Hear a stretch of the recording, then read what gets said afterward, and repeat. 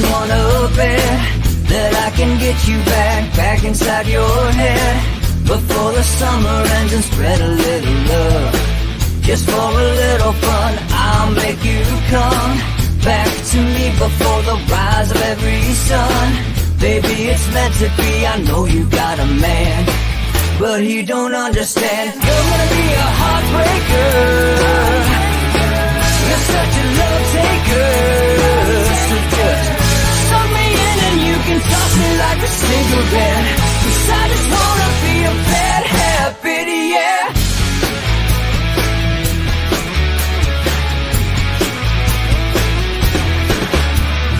Rhythm in our love, it's impressive, excessive.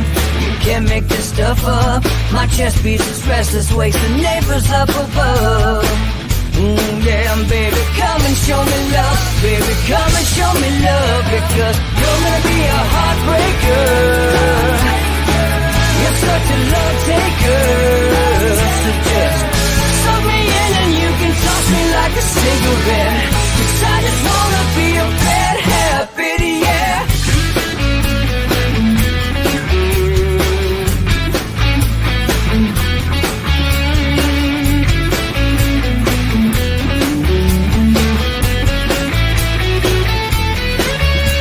We can get on a plane and take a one-way ride, steal us away to find a place we can hide. It wouldn't take much to spear for knives to give in to the need and leave it all behind. 'Cause I know that you know that I know that you want me. You told me, now show me, come blow me away. 'Cause I know that you know that I know that you want me. You told me, now show me, come blow me away. You're gonna be a heartbreaker, you're such a love taker. So just suck me in and you can toss me like a cigarette, 'cause I just wanna be a bad habit, yeah. You're gonna be a heartbreaker, you're such a love taker. So just suck me in and you can toss me like a cigarette, 'cause I just wanna be a bad habit, yeah. Suck me in and you can toss me like a cigarette, 'cause I just wanna be a bad habit, yeah.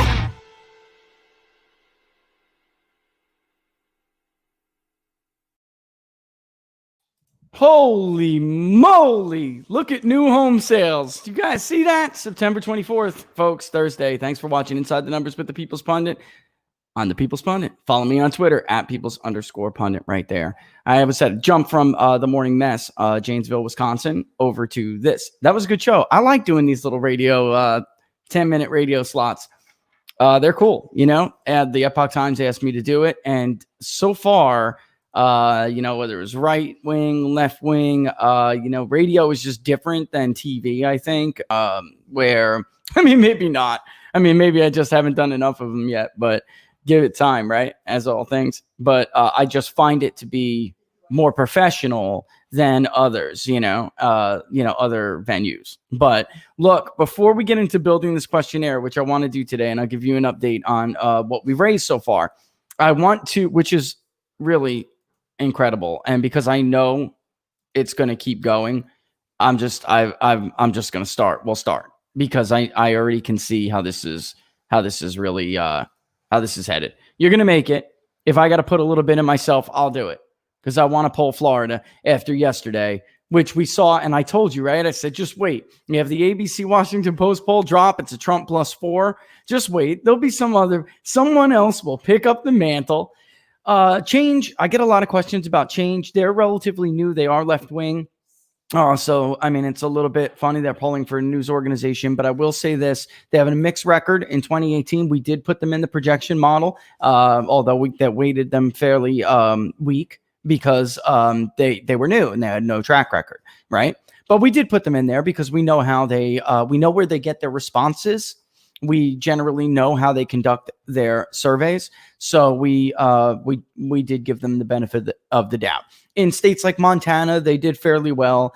In other states, they did not. But it was their first time around, and no pollster is perfect, right? But now you got some of these YouGovs, and you got them coming. I mean, look, the electorate in Florida, if you watched yesterday, you chuckle. This is the point of this show, to give you guys enough educational background on how this stuff works that you don't always have to DM me or ask me, right? You know what the electorate looks like in Florida now. You know what a likely voter versus every single record in Florida looks like. Even if every single registered voter came out to vote in the state of Florida, it would still only be D+2. They would need a turnout differential, and all the evidence suggests that Republicans will have a turnout advantage. Republicans are more enthusiastic than Democrats. When Barack Obama got reelected in 2012 in the state of Florida with less than 1% of the vote and less than 70,000 votes, he did not have a D+8 electorate. This is ludicrous. It was like D+2 or 3. The exit polls, I think, will tell you 5. That's just not accurate. He won independents by 1 point in the state of Florida. He lost them nationally, but he won them by 1 point in the state of Florida. So tell me, if it's D+5 and he won the independent vote, which was 30+% by 1 percentage point, how the hell did he win the state by less than 70,000 votes? All right. Somebody's got some splaining. This is not basic math in a lot of these cases. So you had it is absolutely reasonable. That I hate to say it because I hate defending the Washington Post ABC poll, and it's not because I'm not doing it because Trump is up by 4 points in it. What I am saying is what we use is machine learning. What you see when we crank that up and we say 50% likely, that's machine learning based on people's voting histories already. All right. What they're telling you is that there will be tens of millions of new voters nationwide. And by tens of millions, I am saying that at least 30 million voters.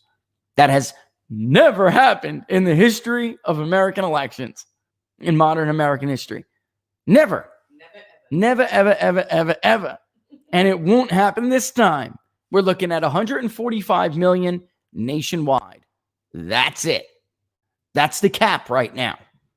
All right. Could it be more? Sure, it could be more.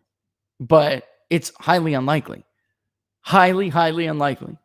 Donald Trump in 2016 did get out more voters than the previous presidential election. And he got them out where it mattered. And that's why he lost. I mean, he won and she lost. The polls, in many cases, they screened out his voters and they projected electorates that were absolutely unrealistic. And that is what is happening again.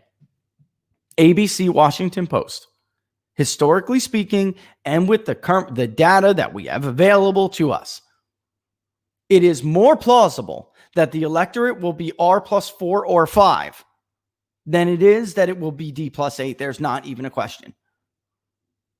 It's not even a question. The entire record is D+2. The entire record. When we ask, we've now polled 11 states and 2 polls nationally. In every single poll we've conducted this election cycle, Republicans are far more enthusiastic.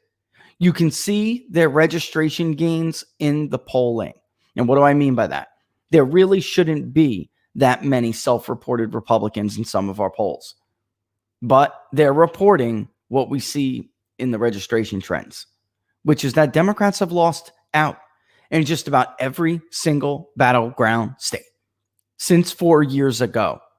Not since some arbitrary date we're going to pick because we're the new Twitter expert that I got to play whack-a-fraud and whack down every single month. There's another one.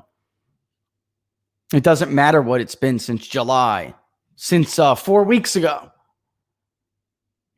And speaking of Florida, Republicans just outpaced Democrats in new registrations in Broward County. Broward, the biggest Democratic county in the state. All right. Because Miami-Dade does not go as heavily Democratic as Broward does. Broward's one of those 75-25s. Miami is not. It's more like 65-35. Even lately, it's been more like 58-38. So we'll see where that goes.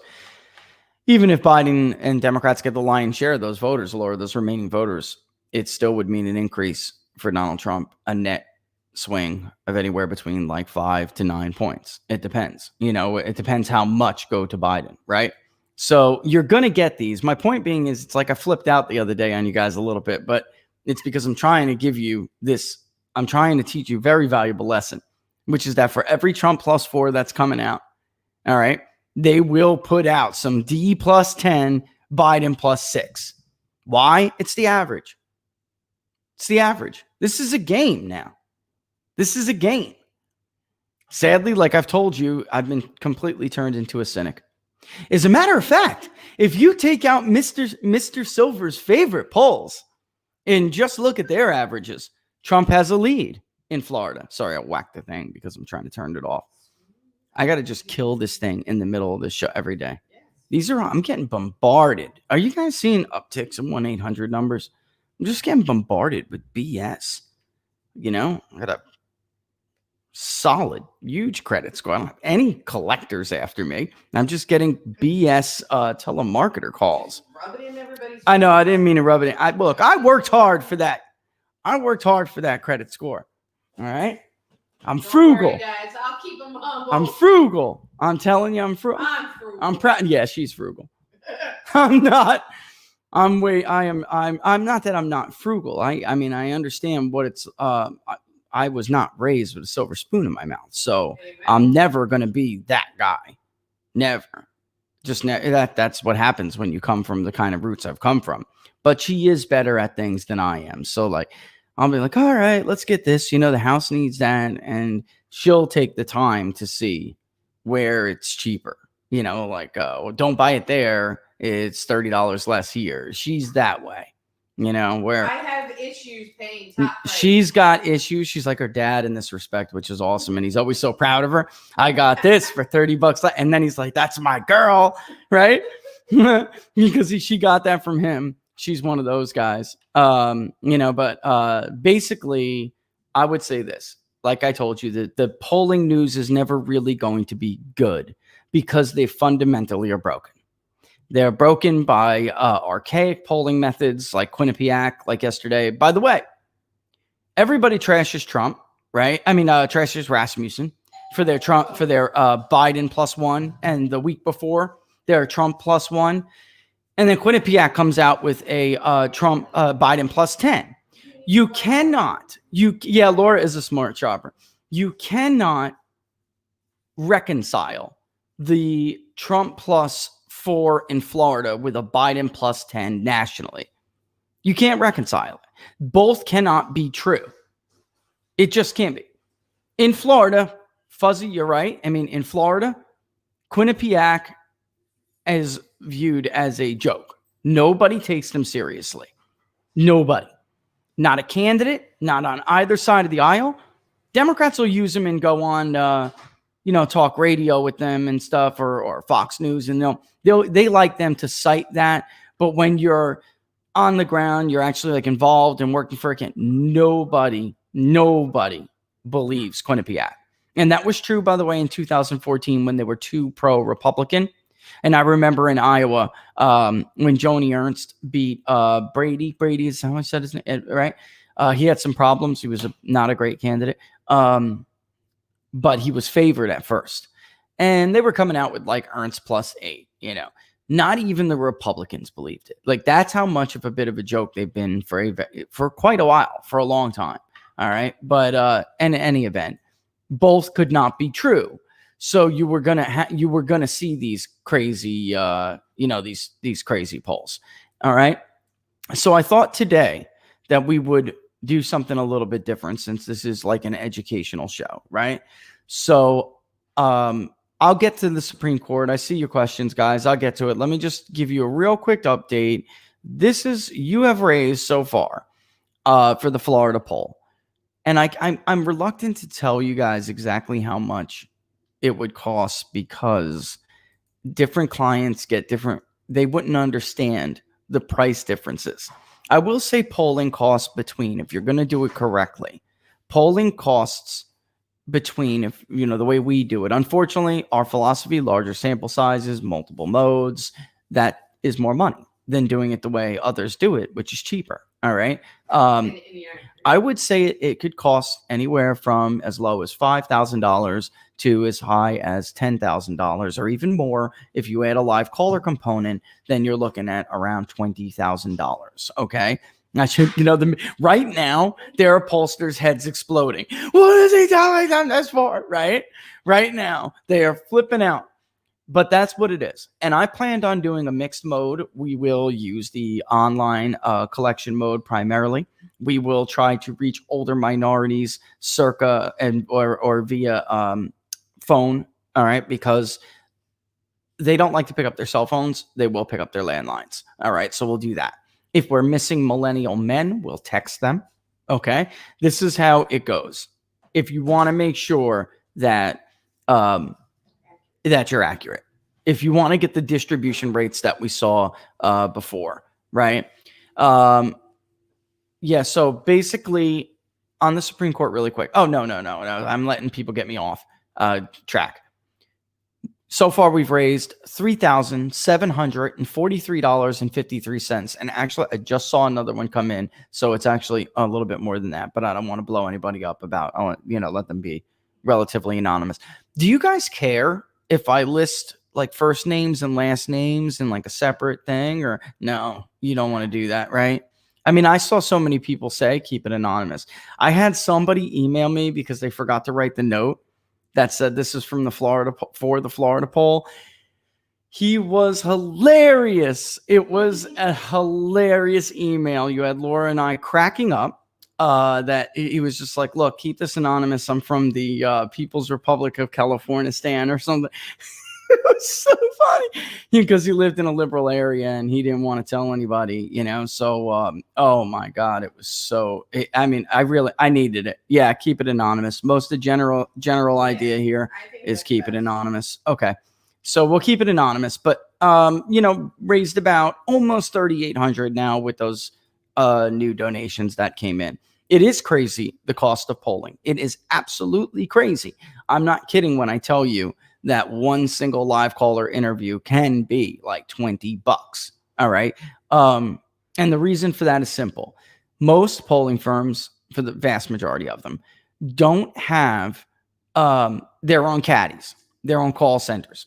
So for instance, for us, we don't only trust one company to do our caddy work because we've seen a lot of unprofessional operations, right, Laura? I mean, when we talk about social desirability bias, you cannot have interviewers who allow various inflections and changes in their tone. And it has to be generally as close to the same interview as you could get. In Florida, for instance, when I was talking about reaching those older voters, you have to, we call their landlines, but we give them anonymity. It's something we like to do. So even if they get an initial live call from us, it would be, us, because we don't need a caddy for that. They get funneled off to IVR. So this way it'll say, look, this interview is confidential. All of your responses are anonymous. Don't forget, we cannot collect your responses without the demographic information. So please make sure to complete the survey throughout the end, right? Something like that. You're going to see, because there's very similar wording to the online portion that I'm going to show you guys in a second. All right. Very similar. It's a way to keep people on the phone, keep people from saying, what's your personal income? I'm out of here. They don't like it in the drop off. We call it abandonment rates. The abandonment rates will be higher than you need them to be if you don't give people that extra protection, that reassurance that you are going to keep this anonymous. And then we try to goad them on their civic duty. All right. So not goad them. We try to remind them of their civic duty. Like, this is because we want voters who are most willing, of course, to participate in the election itself. But we also don't want people who are too high interest voters. If you get people who are just willing to take surveys because they're super interested in politics, that is not the electorate. That is not the totality of the electorate.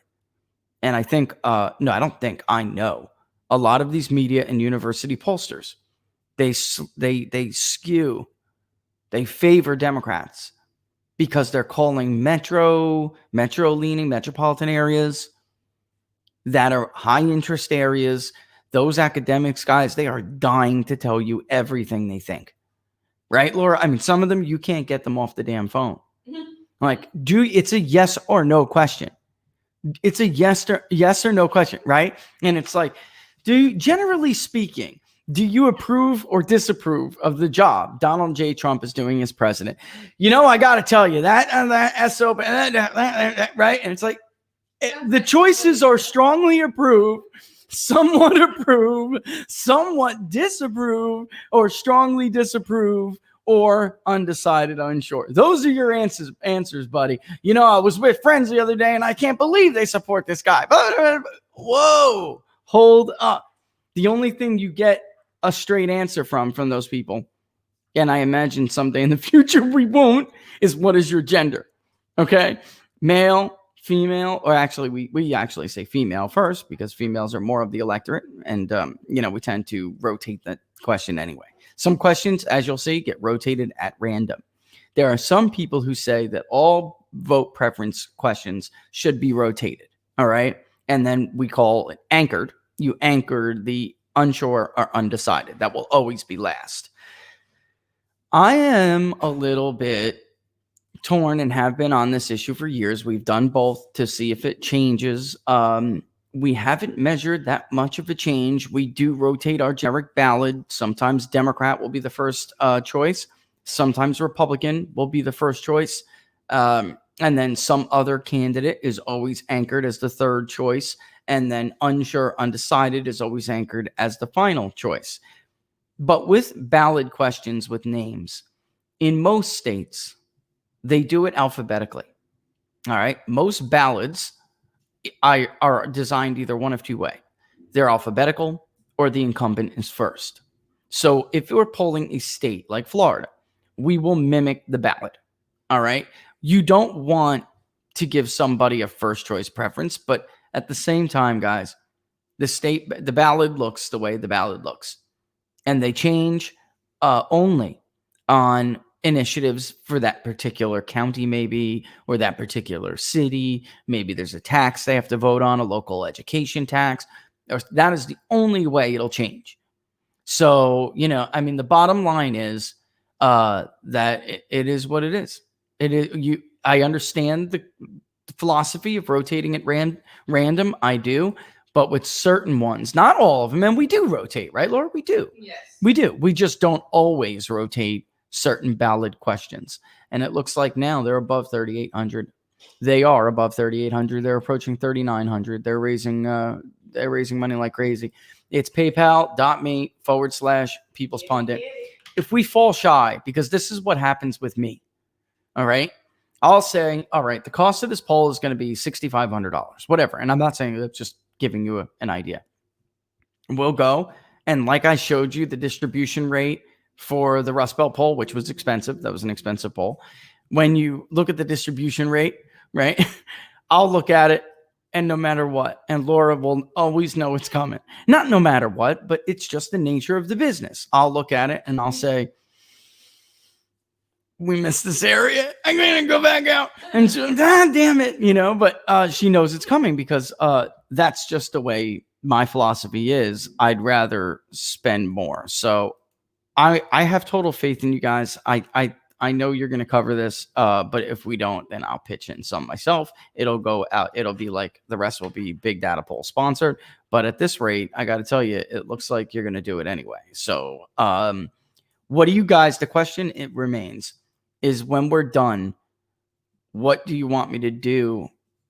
Should I refund the remaining money or do you want me to poll another poll? Like, let's say this poll costs $7,000 and they raised like $8,000. What do you guys want me to do with the other $1,000? Want to poll something else, maybe smaller, like New Hampshire, which I can't do for that, but I'll front that.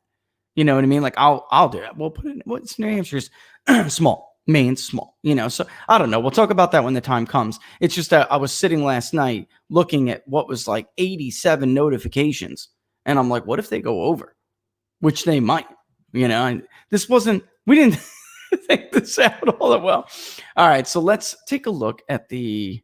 It's Or you can 10:20. just stop it once it gets. Yeah, maybe I'll just stop it, but then like refund by date, like whoever went over That's from kinda that not fair. date on. Oh. You understand what I'm saying? Yeah, like so, like let's say, well, we go back and we look and we hit it on Wednesday, September 30th. Which don't worry, at this rate, it's not going to be. I'm going to start this puppy soon. All right. What I'm saying is, what do you think we should do with it? That's what I'm saying. You know, I'm just. Person thinks New Hampshire would be a good indicator. New Hampshire, right? Because it may be one of those races where those few electoral votes will absolutely matter. I mean, it's really possible. It's possible. All right. And it's smaller. So it's not like we would have to throw in a whole lot if we had to throw in, is my point.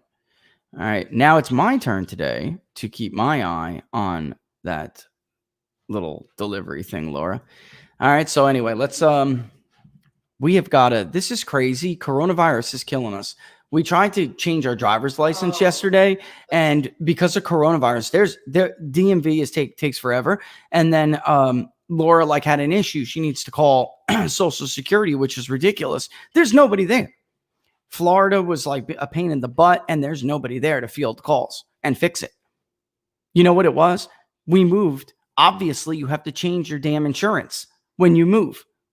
That was Florida's, like, she's in a catch-22. Florida won't release it because, well, why did you change? Why don't you have Florida insurance? Because we're in North Carolina. I mean, it's really. People are special. It's really something else. Really something else. All right, let's look at. I really want to talk at some point today about new home sales, and if we get into building the, survey first, it may take the whole damn show. I just wanted to give them an idea of how we do it. You know what I mean? Well, then just give it an idea. Yeah, don't spend the whole damn time on it. Yeah, leave that for me. I also want to ask, too, about the Supreme Court in this, and we're going to tailor the question a little bit differently than others, but we're going to tailor it the way we were talking yesterday. Like, so do you want a judge that interprets the law as it's written, or do you want a judge that interprets the law as they want it to be written? I'm not going to ask it like that, but it'll be generally like that. And also, the way the polls are in the media right now, they're like it's like a power to the people poll. It's a push poll, in my opinion. It's like worded like a push, which is to say that if you ask people whether or not they should be the ones to decide something, then you make them feel like it's their decision and that they want that decision. You know what I mean? Like they want that decision. So you can't word it like I saw the YouGov poll do. That's not accurate to do. Like, so the president, it's irrelevant whether or not they think that we should put a halt on things. The Constitution is the Constitution. They may or may not know that. So you have to ask them what their overall philosophy is, because the polls will look like it does not benefit. And that's going back to 2004. If you just look at the polls, Newsweek and others did, it just looks like people want to vote in the presidential election, and then they want to have their say. So if Kerry wins, then Kerry gets to pick it. If Bush wins, then he gets to pick it, because the question is never really asked correctly. And it doesn't provide any predictive value on how voters are going to weigh it as an issue when they get into the ballot box. Because in truth, that issue alone may have saved George W. Bush. He used value voter issues, and the Supreme Court, he made a part of that. And the fact that he had no picks in 2004. He didn't get to put a justice on the court. And he told voters, I may get 2 seats. And in the end, he in fact did get nominations. But he used that to dissuade concerns over the war, how the war in Iraq was going, and that the economy was rather slow. I mean, it wasn't bad. It just wasn't in terrific shape.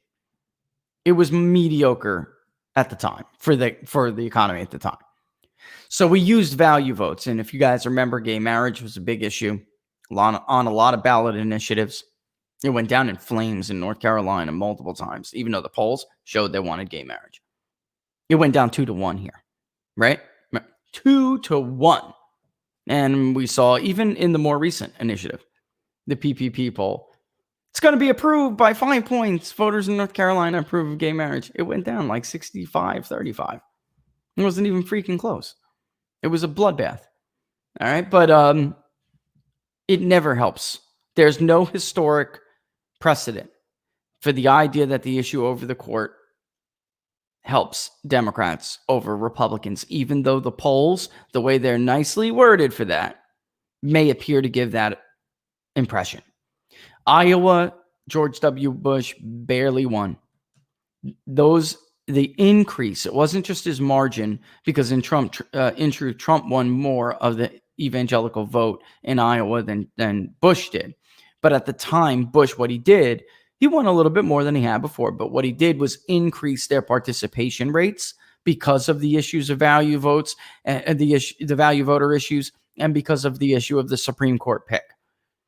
He expanded their percentage of the overall electorate, and that gave him a very narrow margin. And we can see that overlap into parts of Ohio. All right. The reason why I want to ask about this is I got a call yesterday from an outlet, and she said, could you tell me, I'm writing a piece, could you tell me a little bit about how this could impact the vote? And this is the email that I wrote back to her. All right. About the potential. Here are a few things about the potential impact the Supreme Court issue could have on the election in November. In 2016, President Donald Trump won voters who cited Supreme Court appointments as the most important factor in their vote, and he won them 56-41. A disproportionately high percentage of those voters who were white, born-again evangelicals, he won 80-16% historical. They represented a higher than average share of the electorate in 2016 at 26% nationwide, because that issue helped to fuel high levels of enthusiasm that motivated them to vote. These voters are highly concentrated in several states that we just polled for the Epoch Times Rust Belt poll. In Iowa, white born-again evangelicals were 34% of the vote. The president carried them 70-25%. In Ohio, white born-again evangelicals were 33% of the electorate, and the president carried them 77-20%. In Wisconsin, white born-again evangelicals were 28% of the electorate, and the president carried them 73-28. And I was just talking about this on the Morning Mess with Scott in Janesville. One of our viewers was listening to you. Excellent. That's why I'm tweeting that out. Maybe they're around and in that area. I thought, again, like I'm having fun with these interviews. In the Epoch Times Rust Belt poll, we identified pockets of these voters in 3 states who don't particularly like President Trump's style or his disposition. But in 2016, many of them voted for him anyway because of the court and other issues they viewed as in the long-term interest of their values. Prior to the death of Ruth Bader Ginsburg, some of these voters were clearly considering what we call, and we do call it here, the decency argument that former Vice President Joe Biden has been making to voters. With this inevitable nomination battle looming, it could refocus their attention away from coronavirus and the decency character argument and remind them why they cast their votes in 2016 the way they did. We have some precedent for this. In 2004, like I just told you, an unpopular incumbent Republican president was responding to criticisms of the Iraq War and a slower economy with values issues and court appointments. At the time, Bush didn't get a nomination, and he argued 4 more years could result in 2 appointments to the court. Voters in Iowa gave him a slim re-election victory, and he did go on to make those appointments. In 2018, Republicans lost a slightly higher than average number of seats in the U.S. House for a first-term incumbent midterm, but also won a slightly higher than average number of seats in the U.S. Senate. The latter was the highest net in the upper chamber for an incumbent party since 1972. And our polling, 62. And our polling clearly suggests the fight over the confirmation of Justice Brett Kavanaugh had a significant impact on voters' views and ultimately their voting preference. If not for that fight, Heidi Heitkamp very well could have fought off that challenge against now Senator Jim Cramer. And several other incumbent Democratic senators lost their seats, such as in Florida, Indiana, and Missouri. And the point being here, that's all I need to read. The rest is, inside game stuff for them, specifically for them. The point being here is together with 2004, 2018, 2016 is two there. So 2 out of 3 of these examples of when the court was a major issue were presidential elections. One was a midterm election. 3 of 3 benefited the Republican candidate. All right.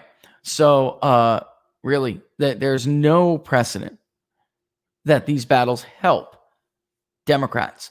I would just say, though, some of these were just generic arguments.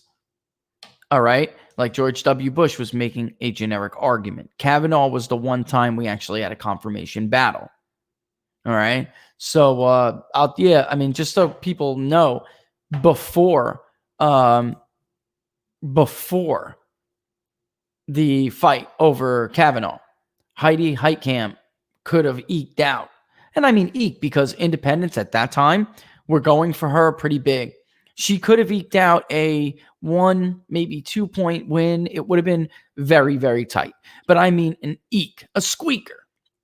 And then what happened is during the Kavanaugh battle, independents just were like, whoa.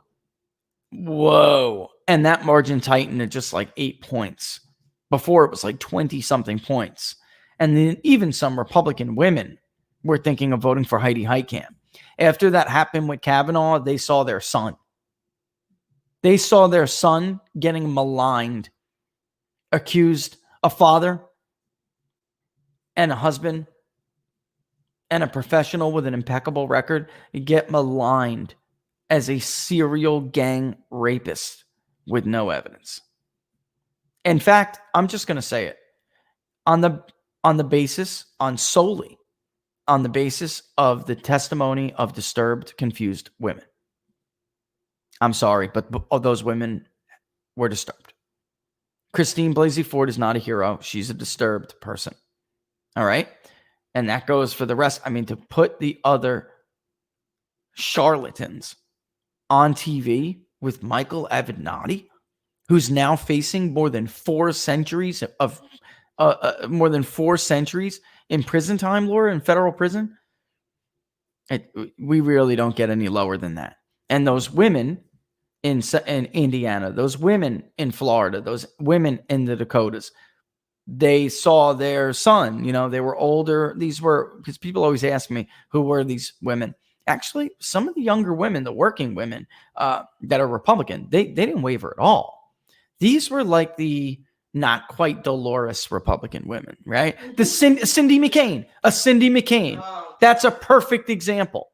That only without the personal bitter animosity, right? So nothing could waver Cindy McCain because let's be for real, everything is personal with these people. It has nothing to do with policy, but in the image of those women. All right. That's what I would say. All right. So let's take a quick, and Avenatti is disturbed. I got to tell you guys, Barnes, other lawyers I know, they knew this guy. And when he first came on the scene, I mean, that's why I was like hashtag slip and fall scumball slime ball, right? I was like hashtag slip and fall slime ball, because this was a dirty, dirty guy. And right off the bat, one of the first things Robert told me was, yo, you don't know the deal with this guy. He like steals employees. He's stealing. I mean, people knew about this for a while. Before it became public, people knew about this, that he was stealing the settlements of clients and not paying employees that were doing the legwork in these legal cases. So he would bring them on the firm, make them do all the hard paperwork, all the hard legal legwork, which, Laura, you know how tough that stuff can be. We're talking about rigorous piles of papers, and because Laura used to do this. You're talking about, years ago. Wow, it's been a while. Stop giving away my age. Years ago, Laura, honey, you are forever young. I'm the one getting old, all right? That's right. So yeah, I mean, 13-hour days. Looks like somebody knows what the hell they're talking about. Just really, I mean, and they're not paying these people. The guy was a total dirtbag, like dirtbag to the point of criminality. All right, and everybody knew it, but you still had the Brian the Potato Stelter bringing him on. Like, I take this guy seriously as a 2020 nominee. Are you, God, man, wow. I mean, just there's like no low. It's kind of hard to make the argument over character when you like get in bed with people like Mike Avenatti to take out Donald Trump. You know, how could you make, what I'm pointing is, how could you make an argument about character? All right, let's take that real quick break. And when we come back, we will get started on the queue. And a lot of this will just be educational, folks. Like, this is what we do. There's like a template to follow. And there's a couple of things I want to point out about survey wording, survey ordering, right? Ordering of questions, how that can impact. All right. And we'll, so it'll be like, it's the idea is to be educational. We won't finish it because I'll show it to you when it's done, probably tomorrow. I'll show it to you tomorrow during the show, but it takes a while to do this. And I don't want to waste a whole show with you just watching me type. Right. But there are several things that we could do that I think you'd find value in. All right. So give me 30 seconds. We'll be back. You're watching Inside the Numbers with the People's Pundit. Follow me on Twitter right there at People's_Pundit. And if you want to contribute to the public polling project, you can do that by the link that's in the YouTube description. PayPal.me/People's Pundit. All these damn links I got to remember, right? If you haven't already subscribed to the channel on YouTube, please do so. Hit that notification bell. It'll let you know when we're going to go live. Speaking of live, Facebook Live is a good stream, and it's better than Periscope. So if you're Scope watchers, you're still on Facebook or you're still on YouTube, consider trying one of the other ones. Go to People's Pundit Daily on Facebook, like the page. That'll give you almost it's like you could set your watch by it. YouTube can be a little bit of a delay, I will say that. But Facebook dings you immediately. FYI, Twitter no longer has those video feeds on top where they could find you easily. No, they're killing me. Periscope, stop answering me. If you guys want to know what's going on, I was getting all of these questions from people saying, why isn't this scope available after the show is over? And I can see it. Laura can see it sometimes, but I can see it. But you can't. So you guys were sending me screenshots like, look, I can't see it. Then Jack Posobiec is like, look, man, what's going on? I contacted them. They told me, why don't you try streaming in a lower quality by trade or, whatever. So I did. It did nothing because I did notice that our stream is high definition, but like the new high definition. I lower the quality of it on purpose to make it better for like Periscope, and YouTube never has a problem taking it. Neither does Facebook, by the way. Once in a while, Facebook will have some issues, but for the most part, it's a very high quality stream. So I did what they told me to do. I gave it a week. Nothing. So just on Monday, I noticed it was gone again. We had 30,000 plus or 35,000 views on What Are the Odds? And they just took it down. I mean, the audience was huge for a Periscope, and they took it down. I was pissed.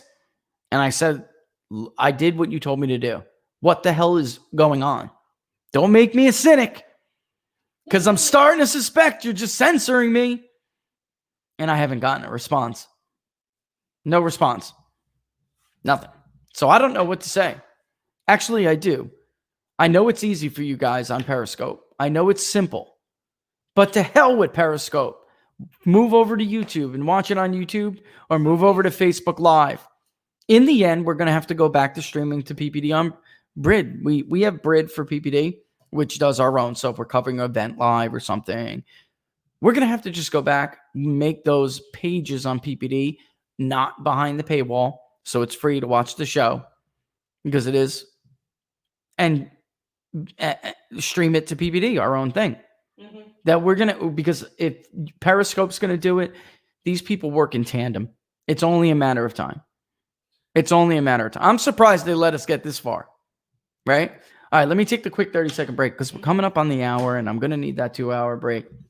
My throat is killing me for a reason, believe me, you don't want to hear about. But yeah, I'm going to need that hour pause. So let's take the quick 30-second. Let me Rubio up, and and then we'll be back. We'll start the survey. Hold tight.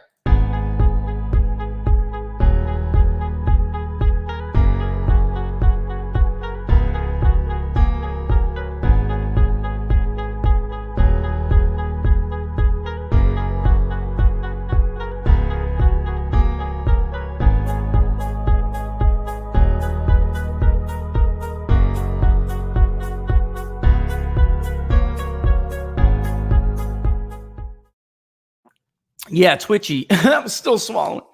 We may do that. Also, somebody else suggested at one point D Live. We may do that. But we do, like I said, we do have our own streaming platform. We just don't really use it. And it does take some time to fire up. So it's like, is this a live stream instead of just uploading a video clip?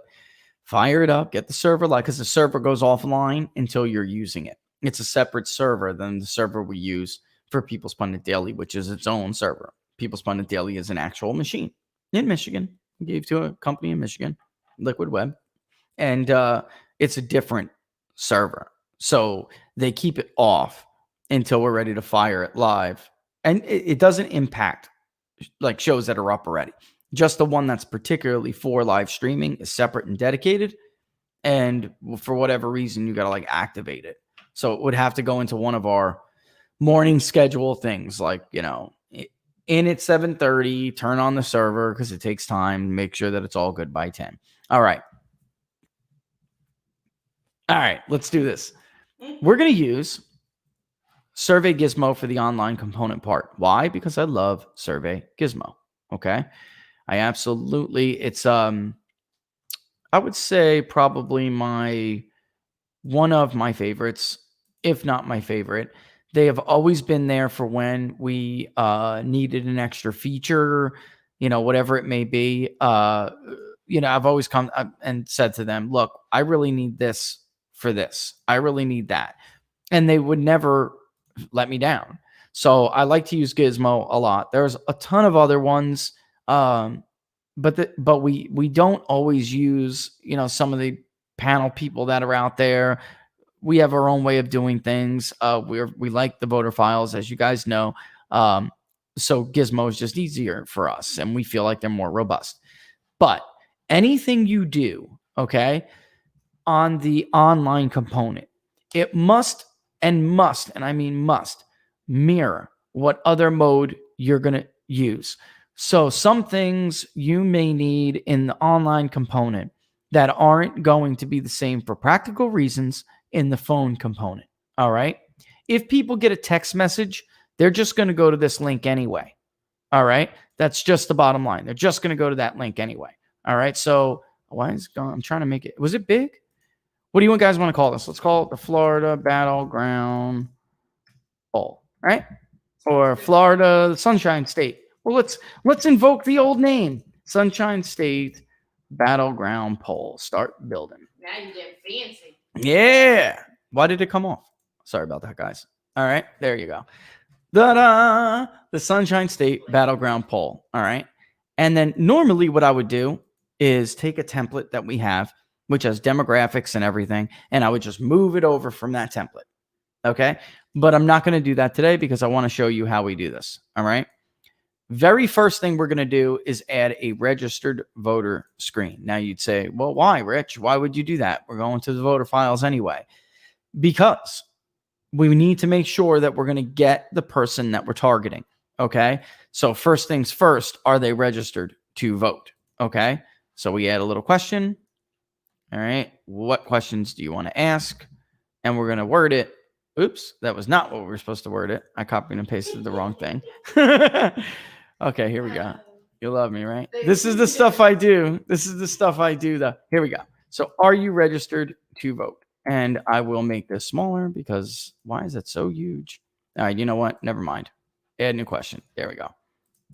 Ta-da. There we go. Are you registered to vote? We're going to call this page at the end registered voter screen. We have to require an answer to this question. All right. I know some of this is boring, but I thought you guys might like it, right? And the point being is you need to make sure. Now, I just copied and pasted this from the Rust Belt poll, but it is, are you registered and eligible to vote in Florida? Not are you registered to vote in Florida?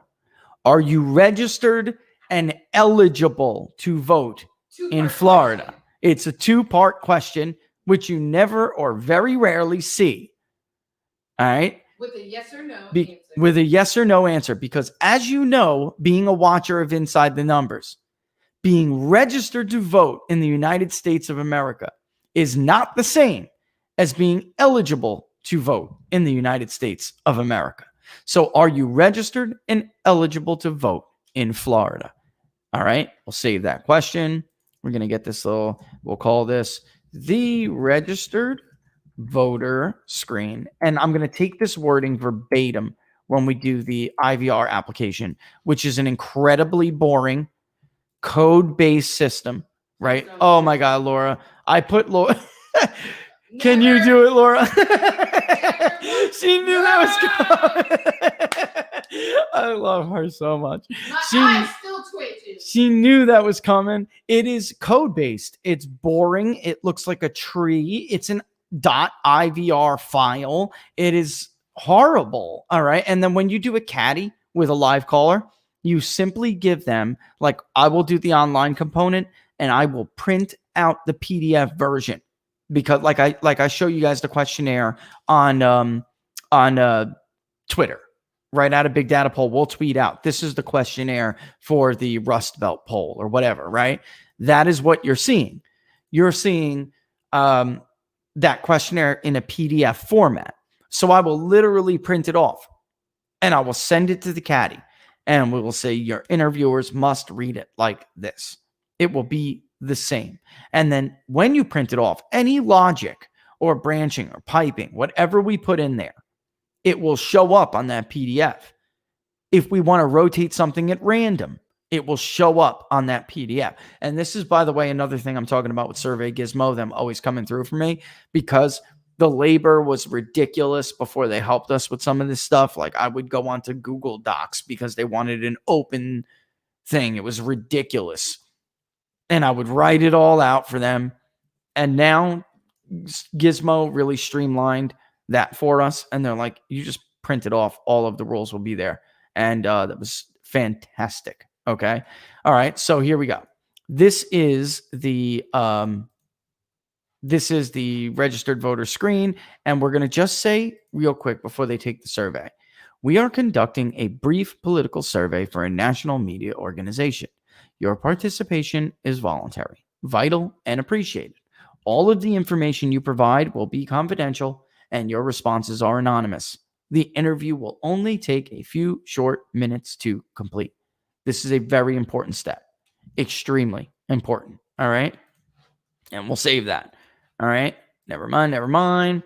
There is going to be some logic, skip, qualify action here. So if they answer incorrectly, as a matter of fact, I'll show it to you real quick. It doesn't take long. So I'm adding skip. If they answer it incorrectly, then they're gone.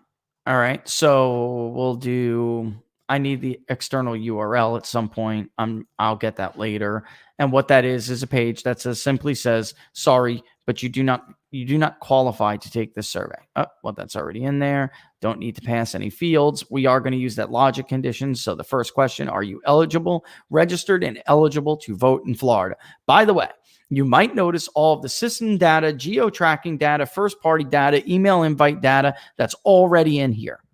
Because it's voter file based, the columns that they're reading from the CSV file, they come in with these names as their variables.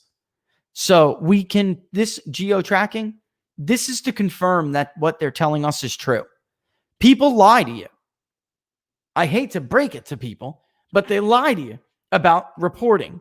We need to know whether the first and last name, is this the person that we're really reaching, right? And sometimes we'll actually ask them for that. But for the most part, we just care about their state, their region, their postal code. IP address is important because we just do that when we're sending out stuff to voter file email lists. The reason why we do that is because somebody will get cute and they'll take the link of the survey and start to send it to their like-minded friends and family, right? How many times does this happen? And then other online surveys, I don't know if you guys know this, but there's always a way around the IP block. So when we add this, it's not so much the block we're looking for. If that value comes back empty and the link isn't, the referral link is not correct, we know that somebody just sent it to like their husband or their friend. Oh, let's blow up this survey. No, not going to happen. We want your answer, and that's it. That's another little pro tip for people who no doubt don't know that. But right here, this is the disqual Q. Are you registered and eligible to vote? If they answer no, they are done. Okay? That's how that works. They're out. And we're going to actually add more to that. We'll save that. And there, it's there. I have to go back and add the URL for the actual landing page. I'll do that later. And that will say you're finished. You're out. Thank you for taking the survey, but you do not qualify. All right. And then we're going to add the likely voter screen. All right. And we're going to repeat what we say here, which we are conducting a brief survey. We want to keep them, what's the word I'm looking for? Engaged and comfortable. Engaged and comfortable. And they won't see this. And if it's on the phone, of course, the interviewer is not going to say likely voter screen. You know, that's not how it works. This is for back-end purposes. And we're just going to simply show that. So when we are reporting the results and building crosstabs, those variables get defined by these page numbers or page titles. And it'll say, this is everything on the likely voter screen. This is everything on the registered voter screen. And we don't want that data in the crosstabs. It's pointless. Right? I may show it to you in the actual report like we did in the Rust Belt poll. Like 2,600 said yes, 2,100 or 2,600 responded, 2,200 said yes, or whatever it came down to. And then the likely voter winnows it down even more. Okay, so this is the page. We're going to save that. That's just simply for our purposes. And then we will add the actual question. All right, which is, and this is important, we mimic the machine learning modeling from the voter file. We don't want confusion. So like I show you all the time, we cast a big net to reach as many voters as possible. When we start to winnow that down, we mimic the machine learning model's language. All right. So ours is worded, thinking about the 2020 U.S. elections, how likely are you to vote for president and other state elections? All right. And then, of course, we're looking for certain, which certainty is always funny like that. It depends. And when we get closer, there will actually be more answers. But certainty is funny. So do we mean the 90% or 100%?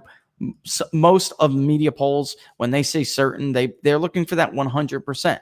And they'll screen out just about everybody else. But we're going to add likely to vote, meaning the odds are greater than 50-50, unlikely to vote, meaning the odds are less than 50-50, and certain not to vote. If, and this happens a lot, if somebody chooses unlikely or certain not, and then they'll look at their voter history or actually not even, they'll say they're I'm making the wrong example. They're certain or they're likely to vote. And then the pollster for NBC or whoever it is will go back after that. Maybe they do take the unprecedented step for them to look into their voter history. And they see that they're a low propensity voter. In 2016, they screened a lot of them out. Those were low propensity voters for Donald Trump, but they got rid of them because they didn't believe them. That's why when we look at their history, it's not make or break. I promised Laura I wouldn't give everything because I don't, some stuff is just proprietary, guys. But just because somebody's vote history does not line up with their self-report does not mean they're going to get screened out. All right. And vice versa. If somebody tells us they're unlikely to vote or certain not to vote, it doesn't mean we won't include them. It just that means we went back and we looked and they voted in every damn election for whatever. It depends. They're given voter propensity scores. And then if they meet the mark, considering self-reporting in the voter propensity and vote preference, which is the totality of their score, And you've seen this in the voter file database. You've seen this. If they meet that mark, then they will be included in the likely voter model. If not, it's a wrap for them. All right, let me save that, bring Laura in. Laura has a question, which I imagine is from somebody. What's here, let me figure it so they can just hear you like there this. we go. Easy. Yeah, I can hear you pretty well too. Yeah. Persuasion Pirate wants to know, can they opt out of a certain questions to reduce the drop-off rate? It depends. Some questions they can, but for the most part, and you'll see here, we're going to require an answer, because if they are only willing to fill out, and that's what that little red asterisk means. It means it is required. All right. If that, we're going to try to get them to drop beforehand anyway. All right. And by doing that, we plug them with this.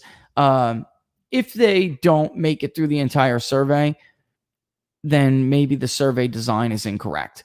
There's a tool that we use that will tell us, it'll run this questionnaire through this program, and it'll say your fatigue score is this. And by fatigue, we mean, are these people dropping off because they've reached what we call survey fatigue or panel fatigue if it's online. Panel fatigue, though, has more to do with you just pulled the hell out of your panel and everyone's polling the same panel, so you're getting panel fatigue.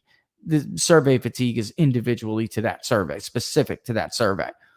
We're going to try to weed those people out to begin with anyway, and then we're going to make sure that our survey design has a low fatigue score and is not that long. All right.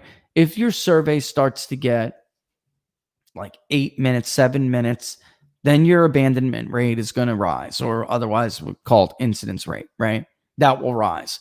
We try to keep surveys between 4 and 6 minutes for a political survey.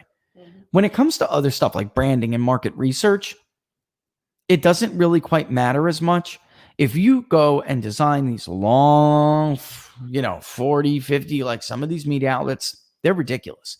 They're just getting people who are high interest, and they're going to skew to one group or the other.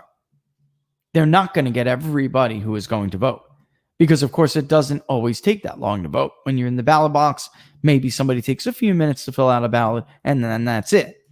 And they're not reading all this crap unless it's like 2 or 3 ballot initiatives, right? So we're going to make sure, that's a good question, but really your survey should be better. It should be well designed anyway. All right. Let's look at the vote preference. This is how we do the vote preference. And then we'll talk a little bit more about the other questions, because I'm just going to ask them what they want to put in here. I got a couple things we did in the Rust Belt poll. We did in the national poll. I would like to replace some of them with court questions. But so while we're doing it, Laura and I will actually take your suggestions. Yeah. Suggestions. Yeah. All right. So U.S. presidential vote preference. Again, they don't see this. What they see is the instructions, the page description. So they're just going to be reminded here. They don't need the big spiel they got during the screening, but they're going to be reminded here. All of the information you provide will be confidential, and your responses are anonymous. All right. They're just going to be reminded, nothing big. Just like, hey, don't forget, you can tell us the truth. They already got that big spiel in the last 2. All right. And then I'm actually switching. The reason why you probably can't see it, I'm copying and pasting so I don't have to type out my whole thing. I'm going back from that template. I just wanted to build it from scratch so you guys could see it. But normally I would take the template. I'm just using the template thing right now and putting it in. This is how the presidential vote is worded. If the U.S. presidential election were held today, for whom would you vote? Again, you got to require this as an answer, because refuse to answer at this point in the game is pretty pointless. It's just pretty pointless. I may put in Florida, incumbents go first. All right. So before anybody sends out their BS criticism, typically incumbents go first. I'm going to double check this and make sure it's not alphabetical. I'll actually pull a ballot and I will see. But we have Joe Jorgensen. We have Howie Hawkins. They're on the ballot this year. We're going to write for now someone else. Okay. because there are third-party people. It's probably going to be very minimal, but I'm not making this mistake again because in the gubernatorial election, one of the we didn't really make that much of a mistake, but there was like one little tiny person on there that we missed. I think it was one candidate that we didn't ask. And then once we started and sending out that survey, that's why we had a little bit of a disparity. Like we knew that it was going to be basically 50-50 with Rick Scott, maybe 50.5 to, 49.5 or whatever it may be, or 49.8 to 50.2. We knew it was going to be that close. That was a bilateral choice. Whereas this one, if there are people on the ballot, and there will be independents, can we pull that ballot so I can look at it? We don't have to do it right now, but just remember, I got to remember to pull an actual Florida ballot. But I do know Joe Jorgensen and Howie Hawkins and Angela Walker, the green ticket, they'll be on. All right. I'm just putting, amen. We're just putting someone else, drive me nuts. Did you see it? I'm just putting someone else on it now because in Florida, you may have like the actual independent party candidate or the tax and reform party, right? There's a ton of little candidates. We will add all of those, or we may just combine it into someone else. All right. We'll go from there. But right now, this is what we're going to do. Okay. And this is a required question. We're going to anchor these. Yeah, let's anchor this. All right. So fixed position. Yes. Otherwise known as anchor. And that's done with piping and randomization. All right. We're going to anchor someone else. Done. And we'll anchor these two for now. If it turns out that it's actually, no, I don't want to anchor these because if it turns out that it's alphabetical this year, we will put these in alphabetical order. If it turns out it's incumbent first, then we'll do Trump and Pence first. Joe Biden and Kamala Harris will be second, probably. Joe Jorgensen, Spike Cohen, Howie Hawkins, and Angela Walker. So I'm not going to anchor it yet. All right. So we'll leave that. That's that question. All right. Moving on. Before we get into the rest, let's ask them what they're going to do. We need to do the vote preference follow-up, which is your vote more a vote for your preferred candidate or against their opponent? How enthusiastic are you about voting for your preferred candidate? Barnes and I talked a lot about this, guys. You can't just say, how enthusiastic are you this year? You just can't do it. You must specifically state about that candidate for this race. About your preferred candidate is fine, as long as they know this is a follow-up for the presidency. It is irrelevant if you don't ask about that specific candidate. Not irrelevant. It just won't be as predictive. And when it comes to vote, who is more likely to vote, you will need to know that. We'll ask about presidential voter expectations, regardless of how you intend to vote. Who do you think will win? We'll ask about that. We'll ask about Trump's approval rating. We'll ask about the generic congressional ballot. We'll ask about the top voting issues. We'll ask them to rank it, trust in handling those issues. But page 10, current events and proposals for issues, which again, nobody sees. I want to read this to them. Then when we take that break, I'll let them stew on it for that couple of minutes. And when we come back, we'll look. Question is, do you want to ask about defunding the police? Trust in media. All right. We can ask how much trust in elections. That stuff I want to do. I don't know that it's relevant. Florida's such a firearm state. That's maybe one pose to them. So firearms, guys, I don't know if you want to ask about firearms or not. Have you or anyone in your household purchased a firearm in the last 3 months or so? All right. And then also, which system do you believe is better for the future of the country? We should ask about the 4 years ago question. I'm not sure that one should be up for debate. That's an important question. Ask them also too if they want to ask about specific proposals for the coronavirus. So more coronavirus relief proposals like stimulus checks, direct payments, unemployment benefits, loans to small businesses, evictions, postponements for evictions, that stuff, just coronavirus related. Think about that, guys, during the break. Do you want to ask about that? That may have been more specific to other areas in the country. I don't know if you want to ask about vaccinations. That's a good question. And like a federal mandate kind of thing. I mean, that's up to you guys, or just whether or not people will get a vaccination. That may be the better option, because it's Florida and it is an older state. So the idea of how much coronavirus could impact voters, that's pretty important, I have one suggestion about something related to the Supreme Court justice opening. Does it increase interest in voting? That's a good idea. Yeah, I like that. That's a good idea. That's persuasion, pirate. All right. Or we may just ask. Oh, wait. There's also ways where sometimes we don't have to ask an actual question. We can look and see their enthusiasm or their likelihood and see if it is more or less than others, than the average. So but that I love that. Let's do that. Trade is not really trade or immigrate. I mean, in Florida, I do love that. Do you support or oppose the use of tariffs as leverage in trade negotiations with other countries? I really do love that. How about, so we can't do everything. I'll tell you, that's the thing. We're going to have to be careful, because we're going to have to pick and choose some, because once we get into that, like I said, 6 to 8 minute mark, we're in like the top. But ask them if they want to ask about a federal mask mandate. We did for the national poll. It may be relevant in Florida, considering it's an older population. Yeah.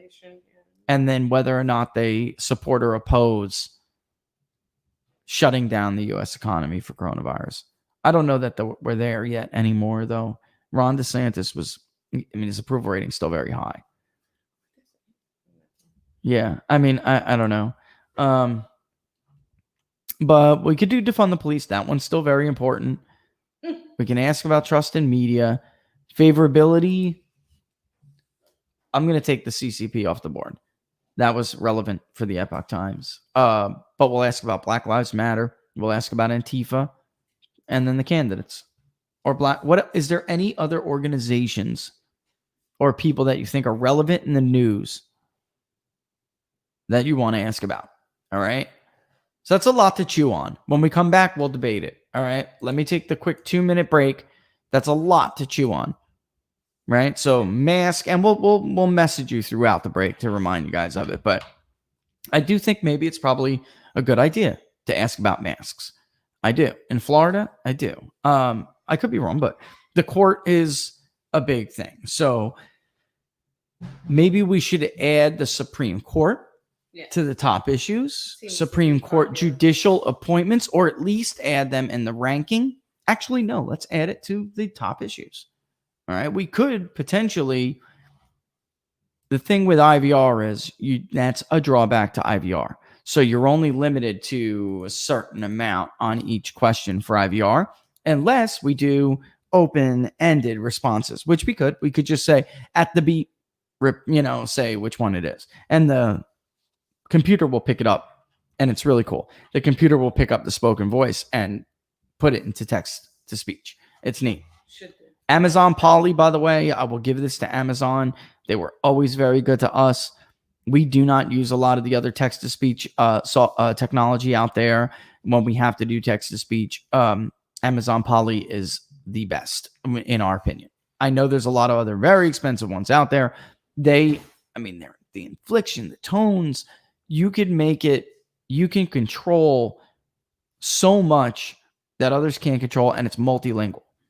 So, really multilingual. Florida, there's no doubt there has to be a Spanish option. There is no doubt.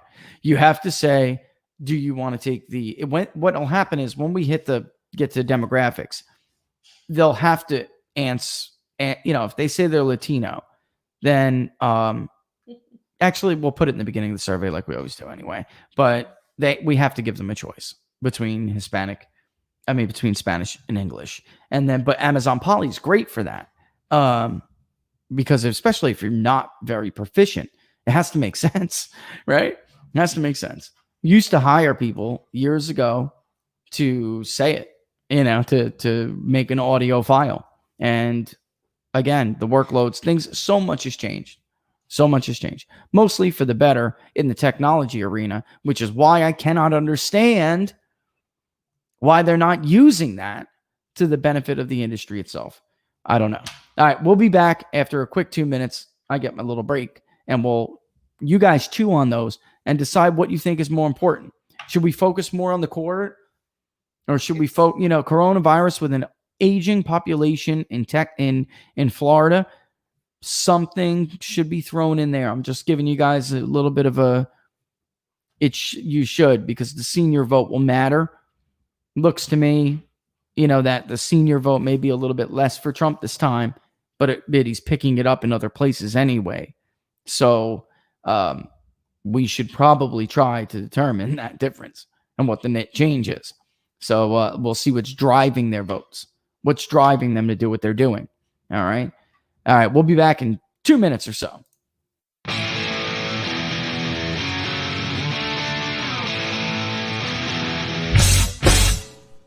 How much you wanna bet that I can get you back inside your head before the summer ends, and spread a little love. Just for a little fun, I'll make you come back to me before the rise of every sun. Baby, it's meant to be. I know you got a man, but he don't understand. You're gonna be a heartbreaker. You're such a love taker. So just suck me in and you can toss me like a cigarette. 'Cause I just wanna be a bad habit, yeah.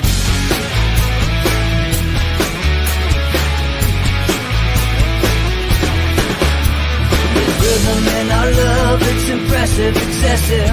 You can't make this stuff up. My chest beats, it's restless, wakes the neighbors up above. Yeah, baby, come and show me love. Baby, come and show me love. Because you're gonna be a heartbreaker. You're such a love taker.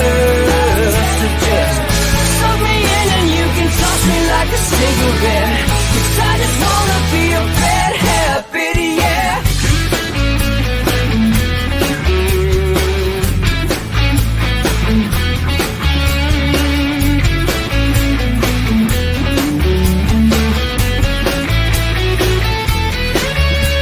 We can get on a plane and take a one-way ride, steal us away to find a place we can hide. It wouldn't take much to spear for a night, just to give in to the need and leave it all behind. 'Cause I know that you know that I know that you want me. You told me, now show me, come blow me away. 'Cause I know that you know that I know that you want me. You told me, now show me, come blow me away. You're gonna be a heartbreaker. You're such a love taker. So just suck me in and you can toss me like a cigarette. 'Cause I just wanna be a bad habit, yeah. You're gonna be a heartbreaker. You're such a love taker. So just suck me in and you can toss me like a cigarette. 'Cause I just wanna be a bad habit, yeah. Suck me in and you can toss me like a cigarette. 'Cause I just wanna be a bad habit, yeah.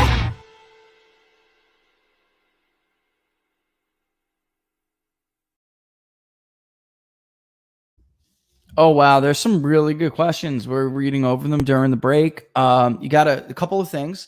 They're not going to be, and by they, I mean the overall electorate, they're not going to be as familiar with specific names for the SCOTUS that you are, that given that you're much more high interest, most of the electorate probably will not be that familiar with these voters. Okay.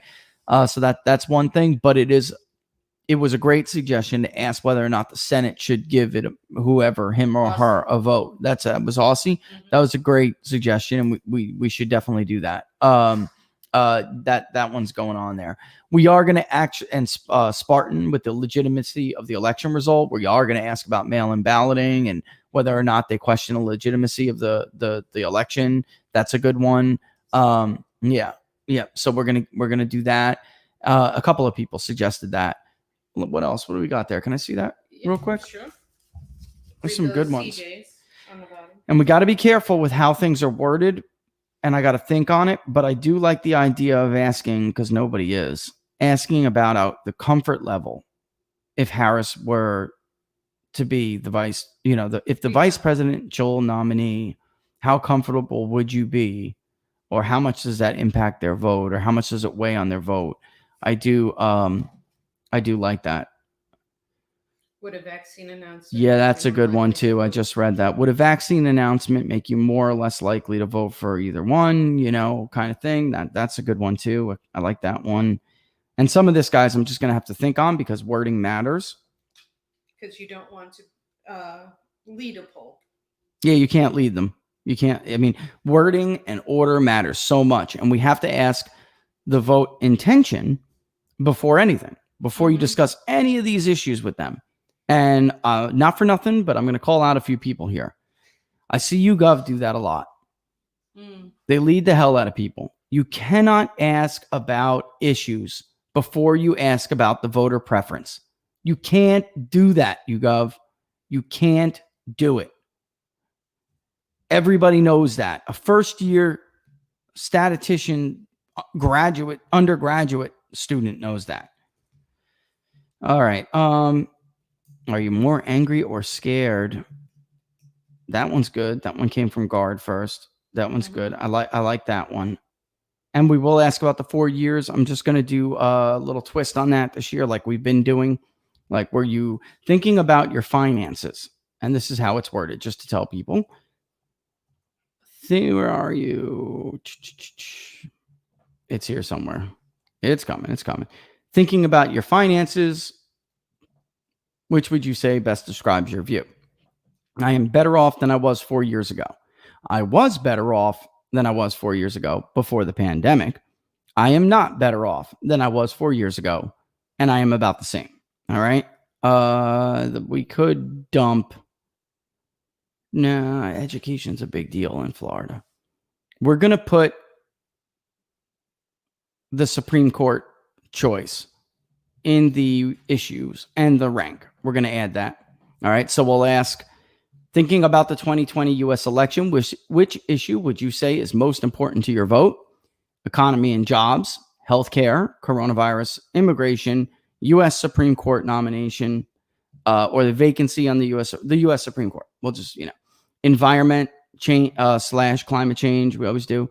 Education, terrorism / national security, policing and crime. So maybe we'll change policing and crime to be both. Like the Yeah, like race relations versus the protests and the riot, law and order, attacks on police. Maybe we'll parse that one out this time. And then we'll ask them to rank it. And we'll get the rank distribution scores after that. Because when you ask someone just to choose their first choice, it doesn't give you a great idea. So if 35% choose the economy and jobs, and then 25% choose healthcare, it doesn't really give you a good enough impression of their priorities on those issues. So that's why rank distribution scores we like to ask all the time, because it does. So if you say, please rank them, you may notice that while they're still, most people will rank the economy and jobs as number one, what they say is their second and third choice will tell you much more about whatever other issue came in second or third in the initial question. All right. What it'll tell you in that first traditional way, that'll tell you how dominant the first issue is, but then it doesn't give you much about priorities. Rank distribution scores do. All right.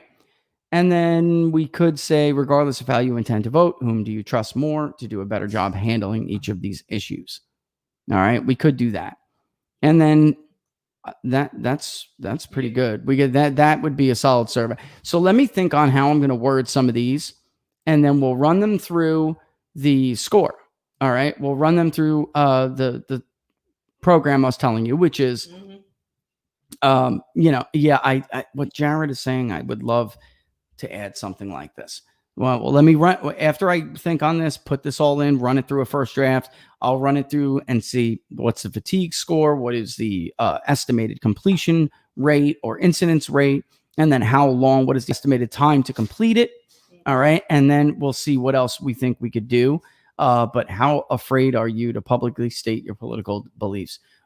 Something along those lines would have to say, how comfortable are you to share your political beliefs With your neighbor. with others? Yeah. Yeah. Or with strangers. Mhm. Strangers may be a better way to do it. It's the banner's still up. Yeah. Okay. Sorry. I'm looking at the thing and I didn't kill it. That was on me, not Laura. That one's on me. I'll do that first. She's only because she's writing down your questions. So I'm handling that right now. Yeah, so I do like the idea of asking that. So, and we will also ask the voter expectations, which is regardless of how you intend to vote, who do you think will win the U.S. presidential election? And while Trump has trailed in even some of our polling, and it's close, but he's trailed in some of our polling, everywhere we have polled, whether it's the Rust Belt, New Hampshire, nationally, and Florida a while ago, but that's why it's great to do this now again. Donald Trump has consistently led the voter expectation question, which is significant. It's noteworthy because voter expectations, with the exception of 2016, voter expectations have had more predictive value in some of these other races where we have seen polling misses. 2012 was among them. The traditional likely voter models we saw from Gallup, all right, then the Romney plus ones and some of these polls, they may have traded the lead, from day to day in tracking, but Gallup consistently found Barack Obama was expected to win.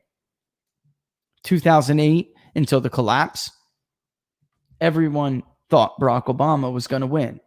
So John McCain led a few polls, even into the fall. All right. But once that collapse happened, it was over. But Fox News, they were trading it like crazy.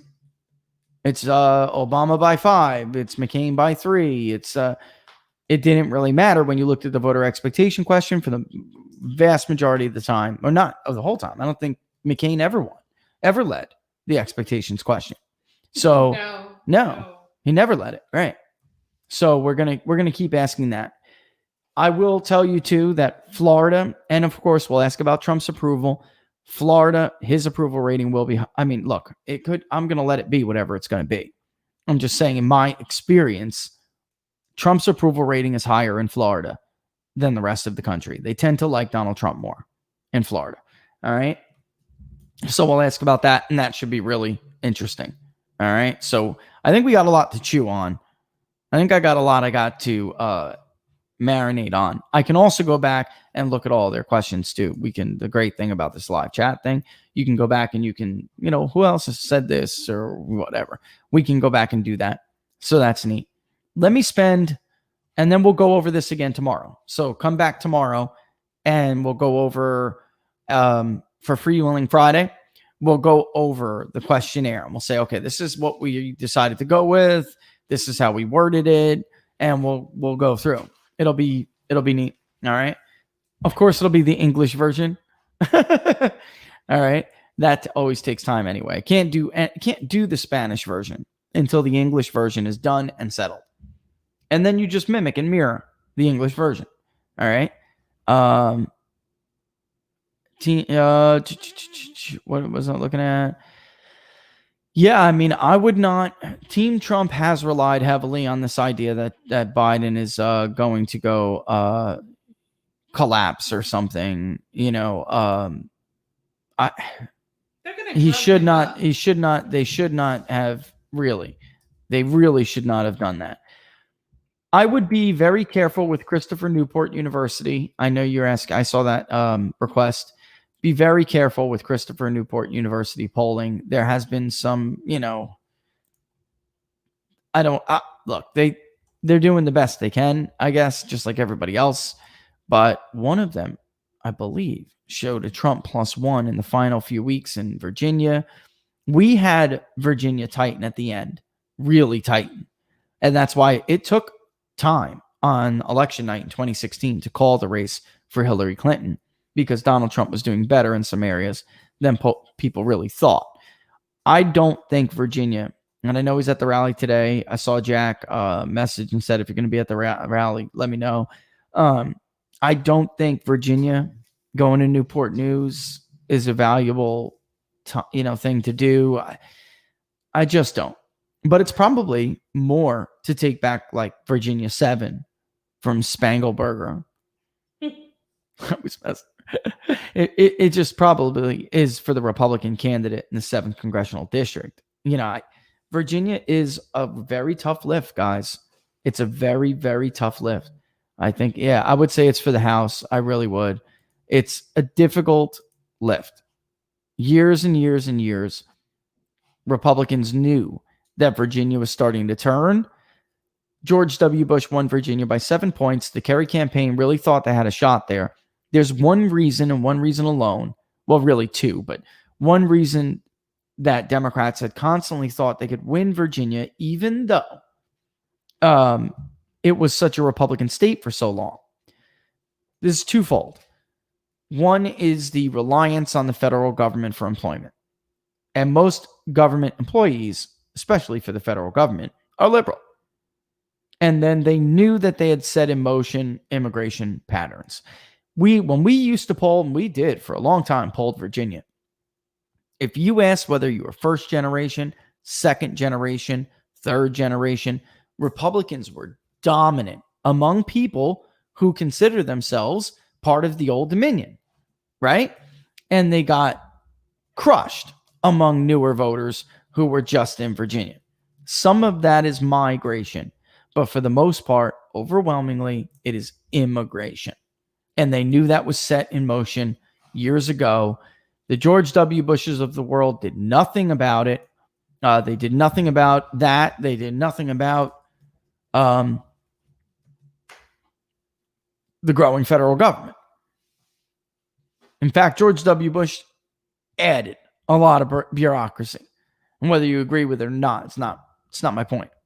I'm simply saying it's overwhelmingly likely that if you're an employee for the federal government, you're a liberal.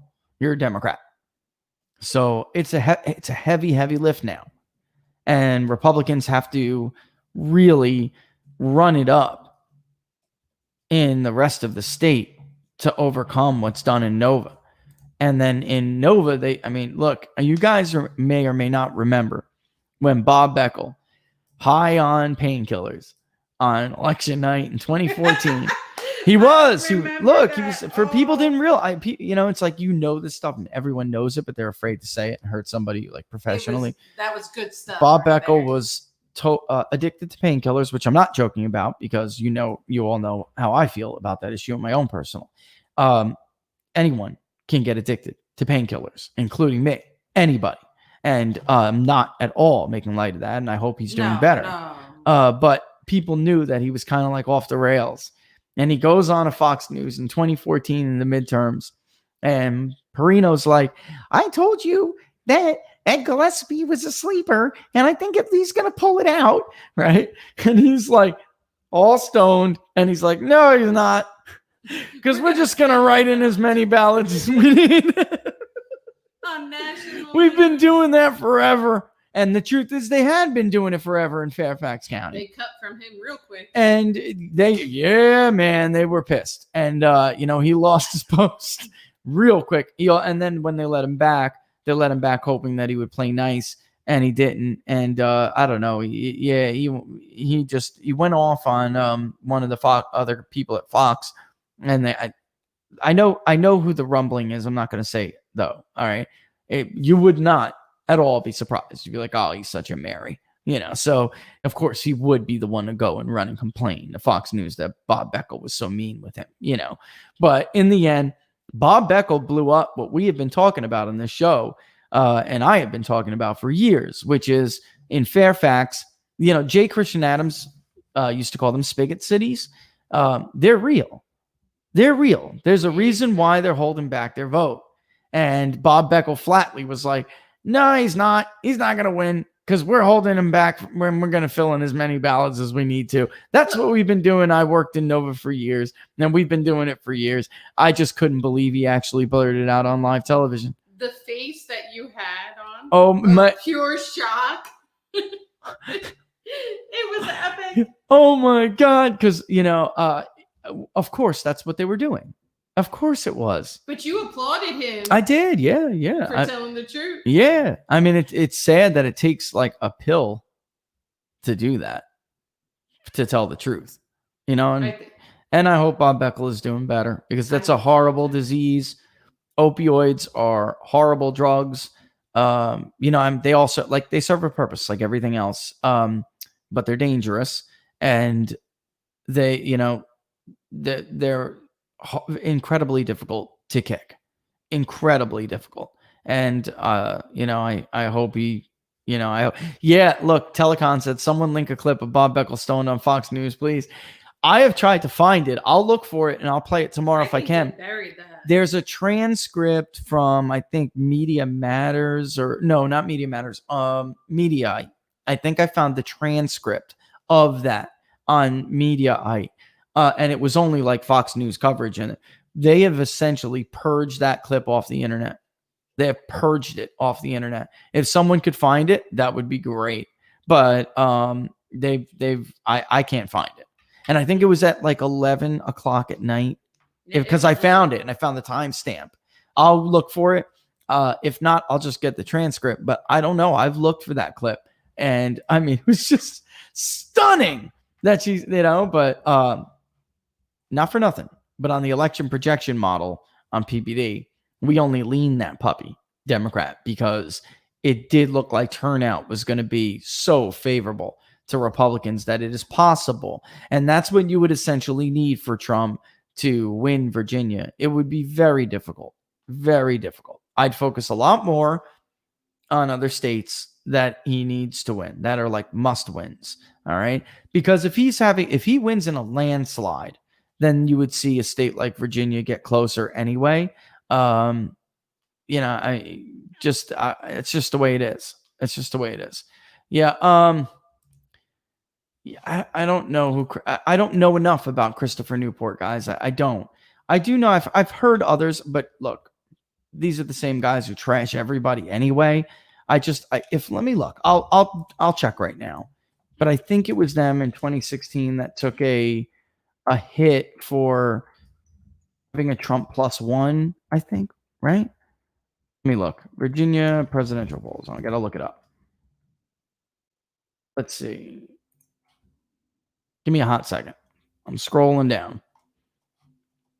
That's county by county. I mean, look, Loudoun. Once Loudoun went, it was going to be very, very, very difficult. Loudoun used to be a Republican stronghold, upper class Republicans. I wouldn't call them burbs, but upper class Republican stronghold. They are burbs, but I mean, they are like metro burbs. Loudoun went 55% for Hillary Clinton, 38% for Donald Trump. Johnson got 3%, and the Green vote got 2%. So that netted Hillary Clinton about 30,000 votes. I mean, it's a lot to overtake that when you're going to get killed in Fairfax. I guess Wikipedia did not list the polls here. I'll have to go to Real Clear Politics. I sometimes will go to Wikipedia first because Real Clear Politics can spin, man. It gives you the spinning wheel of death. All right, Christopher Newport University was Clinton +6 in their final. It was Hampton University. I'm sorry. So my apologies to Christopher Newport University. Their final was actually right, pretty much on the money. Clinton +5.4 was the result. And Christopher Newport was +6. Hampton was Trump +3. All right. So, and he never led in anything else. Hampton also had a tie. Roanoke had a tie at one point. The rest of them were huge leads for Hillary until the final stretch. Roanoke College, their final was Clinton +9. Gravis, right on the money, Clinton +5. Remington Research, they came in like us, actually. Clinton +2. in the end, she just got her vote out in Fairfax. I mean, they got enough votes out for it. PPP, which you all know how I feel, that there's a lot of push talking about how polls are worded and questions are worded and surveys are worded and order in which questions are asked. PPP is very, I got to give them credit for how some of them are just funny. They come up with some really funny questions. It's hilarious. But they also got busted for manipulating. And what I mean, not even manipulating. The response rates are so low. There have been some pollsters that have been straight busted for copying and basically pasting the results of the sample sizes that they have in order to get a larger sample. So maybe they don't get enough data for African Americans. So they just take what they have and make it, if it's 6%, but African Americans are supposed to be 12%. Then they take that 6% and they just double it instead of getting a larger adequate sample size. That is essentially copying and pasting the responses that you have. All right? And they got nailed doing that. And that's why you'll see in 2016 Trump's black support was like nothing. And I mean nothing, immeasurable. And he wound up getting 8% nationally. A little bit better in some of the battleground states. That's what they were doing. So it really is beyond belief. If you collected 200 and something responses from one group of people, it is beyond belief, statistically speaking, that somebody would have 0. All right. It's just nuts. It doesn't happen. All right. And that's what they were doing. All right. So anyway, yeah. So apologies to Christopher Newport University. I was thinking of Hampton University. All right. But it was out there. Yeah, either way, it's a +5. I mean, that's +5's a lot in Virginia. I don't know. I think we're probably looking at a stop that is much more to do with the House than it has to do with the presidential vote. All right. So let's see. Did Romney get 0 votes in Detroit in 2016? Yeah, that's my point. Right. So no matter what, guys, no matter what, if somebody comes up with a 0, it means, and it happens if the samples are so small that you really, you get 40 Asians and it's almost 0, I mean, it's like, that then that happens. But when a group of voters is 12% of the electorate, that's not going to happen. It's just not going to. And Joe, I see the question about what they're doing in Pennsylvania and North Carolina. That's the danger of having a governor of the other party. All right. So we'll look more into it. North Carolina it's not going to be what other people think it's going to be again. Unlike Virginia, North Carolina has not been subjected to either of the two factors that we just discussed. There is no Fairfax County. There is no DC suburb to change Loudoun County in North Carolina. They have the triangle, but that's been here for a while. And it's just going to be much, much, much, much harder to flip. All right. So it's not a red state, but it is a pink state. And at the presidential level, there are just too many Democrats who continue to vote Republican. And it doesn't look like it matters, even though the state has shifted with voter registrations 4 points Republican. That's a lot. Speaking of shift, I forgot to upload it, but I'll read it to you. Okay. We got some couple of county updates from the 21st in Pennsylvania. Cumberland County, Republicans added 498. Democrats added 241. Cumberland County, if you guys remember the special election, a lot of talk about Cumberland County and Democrats being able to flip that area. They're way shy of that now. So the net difference being 153, you add that to the last update that we did go over, and it's, again, we're a little bit difficult. Dauphin, Republicans added 420. Dems added 352. In Delaware County, Dems added 1,635. By far been their best change in counties, right? Republicans added, though, 831. In Erie County, which I told you, very important. Barack Obama, Joe Biden at the bottom of the ticket. Barack Obama carried Erie County by 16 points. Donald Trump flipped it by 2. In the Rust Belt poll, Erie County is not close. Donald Trump was leading there by double digits. The Republicans added 615. Democrats only added 120. Very, very discouraging for them. Fayette, Republicans added 841. Democrats lost 17. In Franklin, Republicans added 524. Democrats added 61. Here's another biggie. Excuse me. Lackawanna County, being where Biden is from, was a big, it was a big question mark, but it was a big target for Democrats. Democrats added 157 registered voters. Republicans, 340. Now, this is a continuation again of a trend.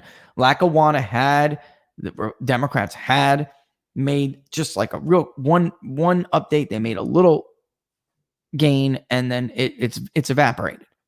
So this idea of like a Biden town, they were thinking that Joe Biden would decimate Trump's margins in northeastern Pennsylvania. That simply does not appear to be happening. Lancaster does have a large African-American population, so you would think that Democrats could make some, even though it's not all Amish country. They added 677 there. Republicans added 1,615. So, and again, we know what happened with Luzerne. I'll get you those numbers when we have them, but Luzerne, Lackawanna, all those areas, northeastern Pennsylvania, that is what made Biden a strong Pennsylvania candidate on paper. It's not working out. Nope. He's going to win Pennsylvania. If he does, he's going to win it on the back of like Delaware and Chester. And then in Bucks County, by the way, I don't know about that poll the Republicans leaked with showing Fitzpatrick or whatever, up like 16 points. That's crazy. We asked the generic ballot question in Pennsylvania. In Bucks County, it was like 1.5.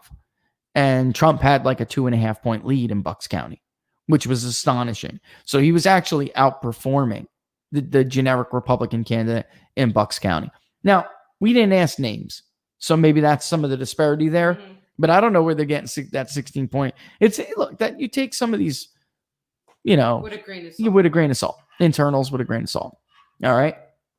But yeah, it doesn't look like Bucks is going to turn into like Delaware County or Chester because Republicans are actually doing some well there.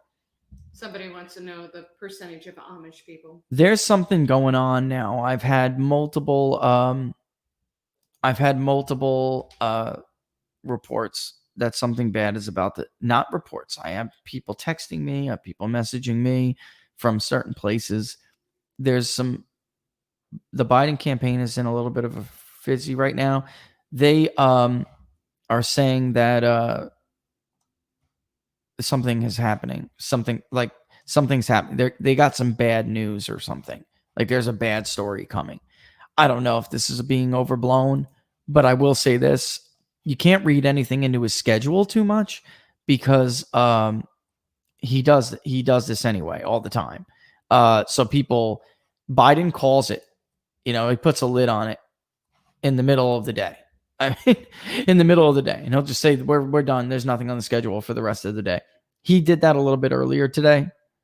And he said, everybody go home. We're done.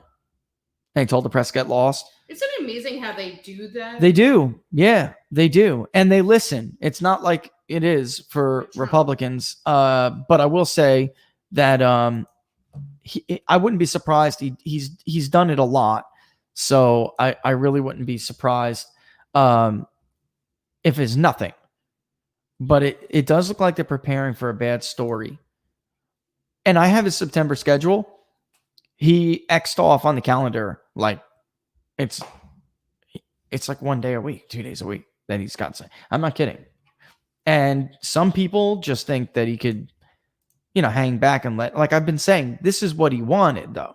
He wanted this kind of quasi-election to hang back, let Trump say things, let the media tear into him, let them, and him just be a generic anti-Trump candidate.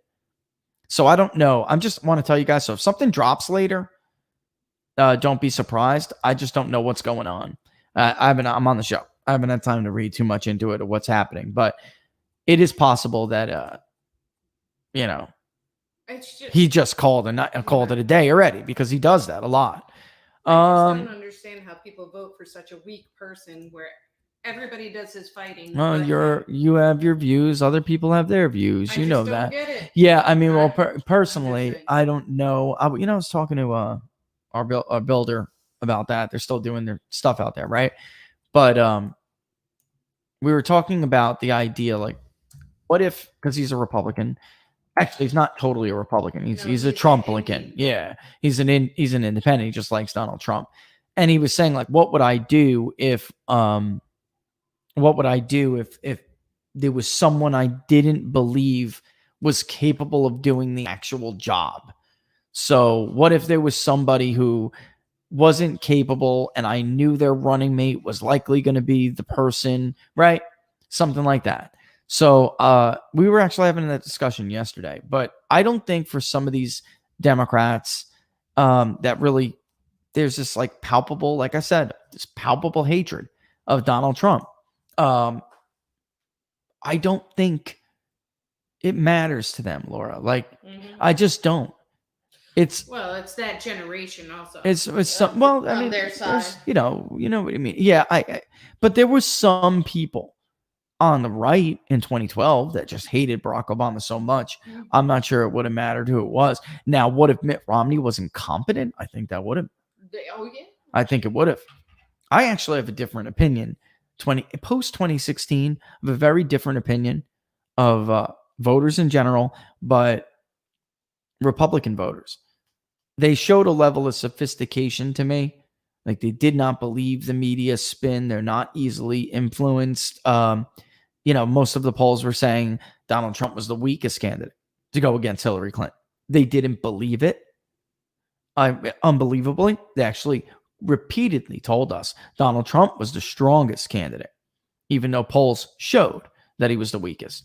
So they showed, and also adding the open-ended comment thing to the questionnaire was a big deal, because I just shut up and listened.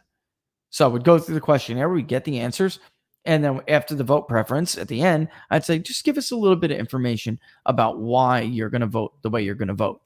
And they enlightened the hell out of me. Really did. They enlightened the hell. They were just, I don't know how to explain it, but a level of sophistication the media never gives them credit for. And they were basically, this idea of immigration was spoken about in the media as an issue of race. And for them, it had nothing to do with race. It was largely viewed as an economics issue and a way of life. And, I think it's something got a bad rap. And it allowed the Nate Slimers of the world and the other frauds to say, you know what? Because he was wrong. So he needed to find something to justify why he was wrong. So he entertained all this crap. The James Comey thing, the WikiLeaks. I mean, WikiLeaks just helped solidify what people already believed about Hillary Clinton. It wasn't a game changer, I don't think. I really don't. We just don't. None of our polling can back that up. In fact, the day WikiLeaks dropped, for the next 3 days, Hillary Clinton rose and then started to go back down to where she was again. But it was totally backward with us.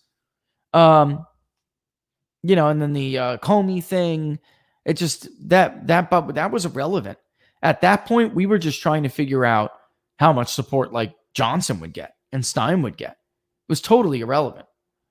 So we just don't buy into it.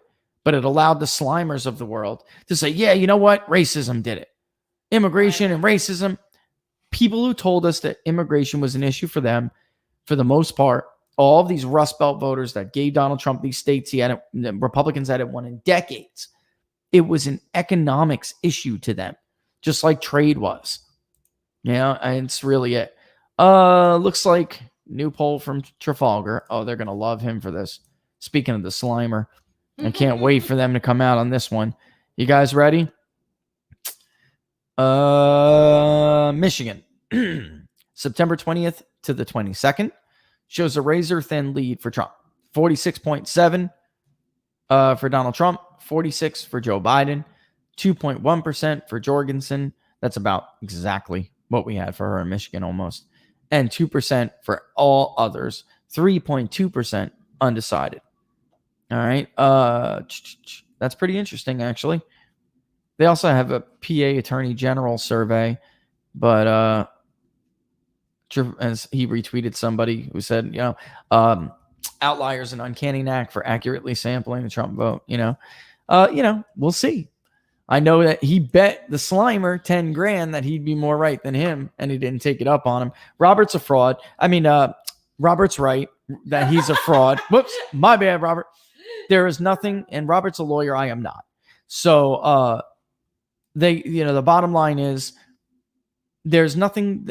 They lean on this crap that there's some legal reason why he can't put his money where his mouth is. He's full of crap. He's totally full of crap. Of course he can. You're not saying one person's going to win and the other one's not. You're simply making a bet that my forecast model is more accurate than yours. That's how you can make a personal bet over that. It's not the guys.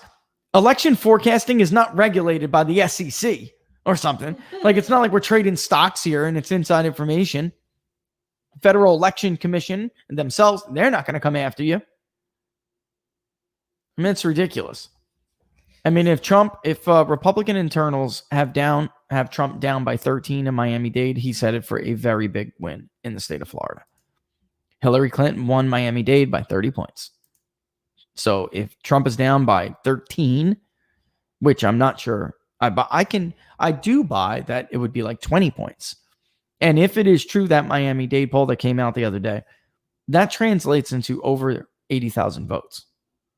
Even if Trump only got 3% more than he did in 2016 and Biden got 6% less than Hillary Clinton. That's it. I mean, if that margin shifts like that, turnout being equal, of course, it would be an enormous win. It would just be an enormous win. All right. 11:57. Let me give my little wrap up speech here. Right. So tomorrow on the list is going over the survey. We'll go over the survey. The finalized questions, and then freewheeling Friday. We'll ask questions. Let me just give a real quick interview pitch here. Where's the booking sheet? There's another interview. So Scott Thompson, we did this morning. Duke Brooks, the talk of Delmarva. So speaking of Virginia, if you're in the Maryland, Delaware, or Virginia area, I'll be on WGMD at 3:09. They do this to the minute. 3:09 Eastern Standard Time live. So this afternoon, 3:09 with Duke Brooks, the talk of Delmarva. All right, WGMD. So you guys, I'm starting to realize these local things I should tell people about, because sure enough, they're local. There are people who live in the areas we're doing this. All right. Let's see. What else? What are the odds? Monday, we'll give you that spiel later. Hill TV on Tuesday. I'll give you that time when it comes. Also, Fresno Talk Radio. That is the 28th, I believe, right? It's right after the debate. It's reaction for the debate. They want a debate. It's the day of. The 29th. The 29th. Sorry. Yes. So at 8 p.m. for you. So 8 p.m. Eastern Standard Time. And 5 o'clock. 5 o'clock for you guys out in Fresno. I'll put all that up. Okay. We got to get like an updated list and keep doing it. I'll put it all that up. All right. That should be a fun one too. And then I'll get you the date and time for Hill when that happens.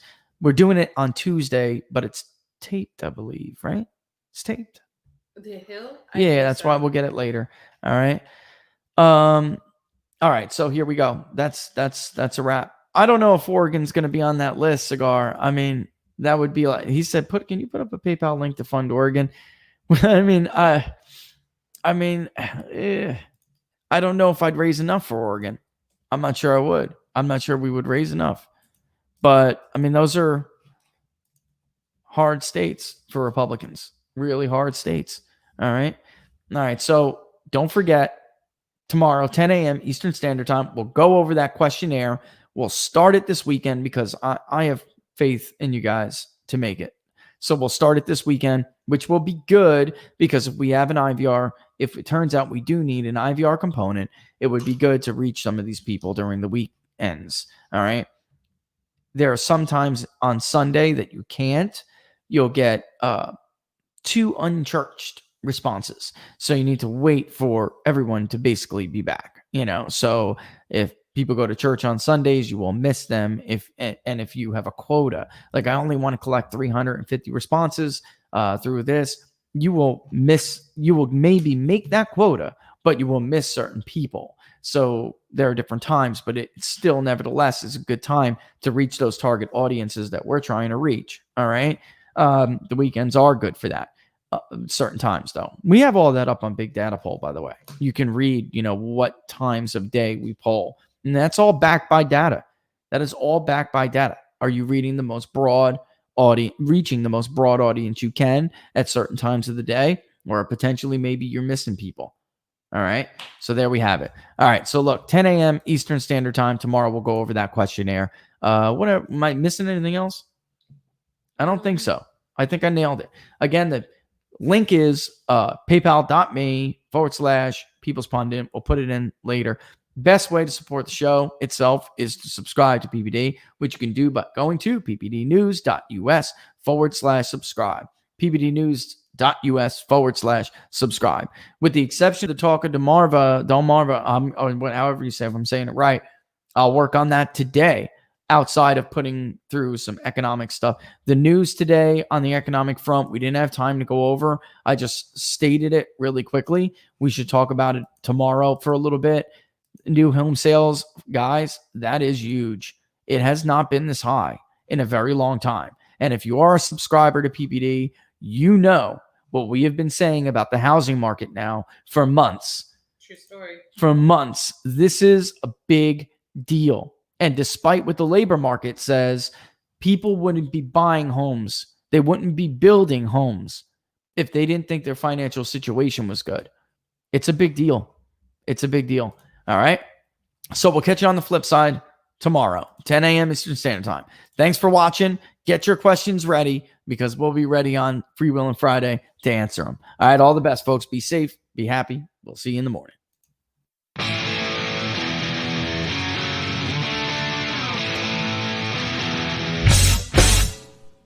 How much you wanna bet that I can get you back inside your head before the summer ends and spread a little love. Just for a little fun, I'll make you come back to me before the rise of every sun. Baby, it's meant to be. I know you got a man, but he don't understand. You're gonna be a heartbreaker. You're such a love taker. So just suck me in and you can toss me like a cigarette. 'Cause I just wanna be a bad habit, yeah.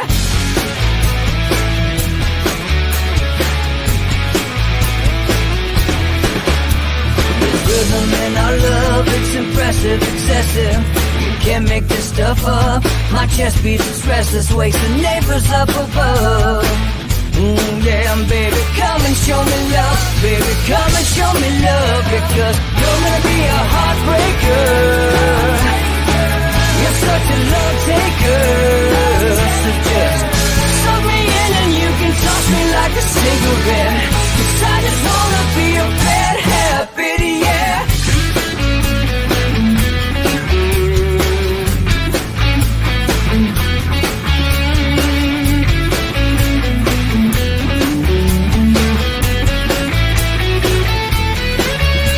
We We can get on a plane and take a one-way ride. Steal us away to find a place we can hide. It wouldn't take much to spear for a knife. So give in to the need and leave it all behind. Cause I know that you know that I know that you want me. You told me, now show me, come blow me away. Cause I know that you know that I know that you want me. You told me, now show me, come blow me away. You're gonna be a heartbreaker. You're such a love taker.